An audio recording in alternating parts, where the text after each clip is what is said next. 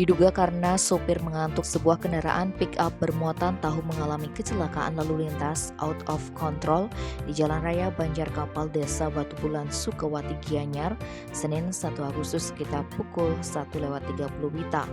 Tak ada korban jiwa dalam peristiwa tersebut, tetapi 2 buah pelinggih di Perajan milik warga rusak. Informasi yang berhasil dihimpun di lapangan menyebutkan peristiwa itu bermula ketika pick-up yang dikemudikan oleh Oki Pribadi Subrata asal Bandung melaju dari arah selatan menuju utara. Diduga sopir berusia 22 tahun itu mengantuk, pick-up kehilangan kendali lalu keluar jalur dan terjun ke Merajan milik Iketut Rutite yang posisinya lebih rendah dari jalan raya. Akibatnya 2 pelinggih di Perajan milik warga tersebut rusak.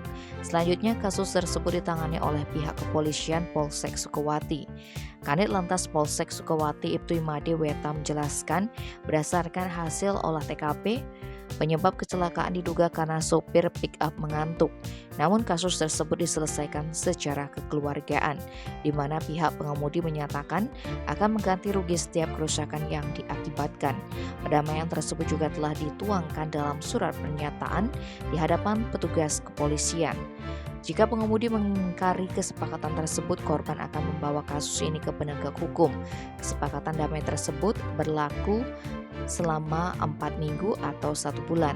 Sayangnya menurut korban, Nengah Karyasih yang merupakan istri dari Iketut Rudite, setelah kesepakatan damai ditandatangani, pengemudi pick-up tidak bisa dihubungi.